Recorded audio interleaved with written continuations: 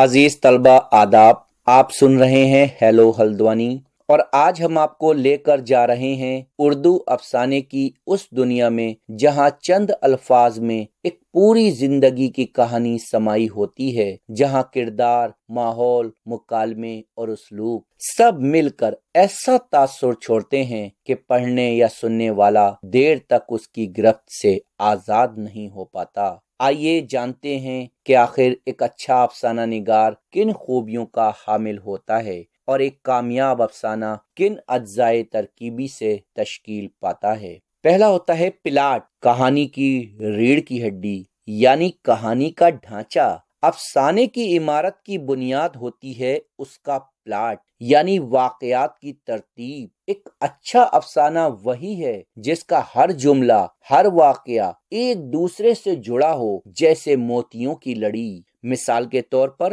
سعادت حسن منٹو کا افسانہ توبہ ٹیک سنگھ۔ ایک پاگل خانے کی دیواروں کے بیچ بٹوارے کا ایسا زخم دکھایا گیا کہ انسانیت چیخ اٹھی۔ واقعات کی ترتیب اور اختتام کا تاثر ایسا ہے کہ افسانہ ختم ہو کر بھی قاری کو سوچنے پر مجبور کرتا ہے۔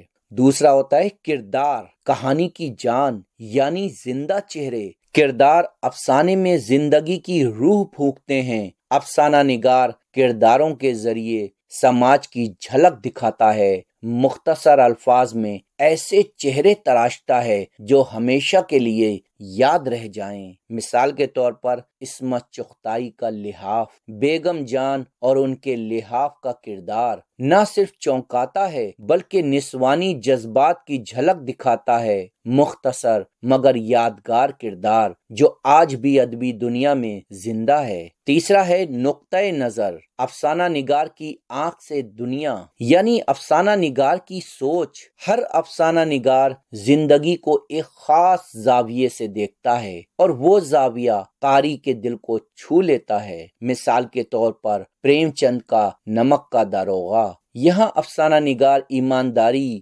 اصول پرستی اور ریاستی نظام کے خلاف ایک خاموش مگر زبردست احتجاج درج کرتا ہے۔ قاری کو بغیر زور دیے صحیح اور غلط کا فرق سمجھ آ جاتا ہے۔ چوتھا ہے ماحول و فضا، منظر کی رنگینی، یعنی پس منظر کی طاقت۔ کہانی کا ماحول وہ منظر نامہ ہے جس میں کردار سانس لیتے ہیں۔ غربت ہو یا ذات پات، ماحول کی سچی تصویر قاری کو افسانے میں جذب کر دیتی ہے۔ مثال کے طور پر کرشن چندر کا کالو بھنگی۔ ذات پات، غربت اور سماجی ناانصافی کی فضا اتنی مؤثر انداز میں کھینچی گئی ہے کہ قاری خود کو اس ماحول میں سانس لیتا محسوس ہوتا ہے۔ پانچواں ہے اسلوب، کہنے کا انداز، یعنی بات کہنے کا طریقہ۔ ہر فنکار کی ایک پہچان ہوتی ہے اور وہ ہوتی ہے اس کا اسلوب۔ ایک اچھا افسانہ نگار جانتا ہے کم لفظوں میں زیادہ بات کیسے کہنی ہے۔ مثال کے طور پر احمد نسیم قاسمی کا گھر سے گھر تک، سادہ زبان، نرم انداز اور کم الفاظ میں گہری بات کہنے کا فن۔ قاسمی صاحب کا اسلوب افسانے کو زندگی کا آئینہ بنا دیتا ہے۔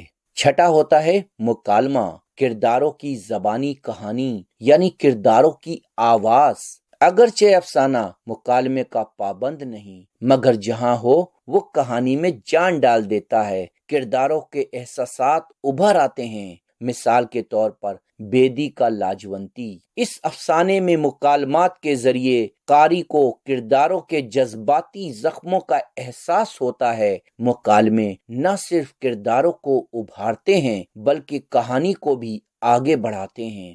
ساتواں ہوتا ہے آغاز و اختتام، گرفت کا فن، یعنی قاری کی گرفت۔ افسانے کا آغاز ایسا ہو کہ قاری کو پکڑ لے اور اختتام ایسا کہ وہ دیر تک اسے بھول نہ سکے، جیسے کہانی ختم ہو مگر سوال باقی رہ جائیں۔ مثال کے طور پر منٹو کا ٹھنڈا گوشت۔ پہلا جملہ چونکا دیتا ہے اور آخری سطر دل دہلا دیتی ہے۔ کہانی ختم ہو جاتی ہے لیکن سوال قاری کے ذہن میں رہ جاتا ہے۔ یہ افسانے کا اصل ہنر ہے۔ آٹھواں ہوتا ہے وحدت تاثر، مکمل اثر کا ہنر۔ افسانہ کامیاب تب ہوتا ہے جب قاری کے دل پر دیر پا اثر چھوڑ جائے، جیسے کوئی خوشبو جو روح کو چھو جائے۔ مثال کے طور پر راجندر سنگھ بیدی کا گرم کوٹ کہانی پڑھ کر ایک عجیب کیفیت طاری ہو جاتی ہے۔ سردی، غربت اور انسانیت کی تصویر ایک ایسے تاثر کے ساتھ ابھرتی ہے جو دیر تک ذہن پر چھایا رہتا ہے۔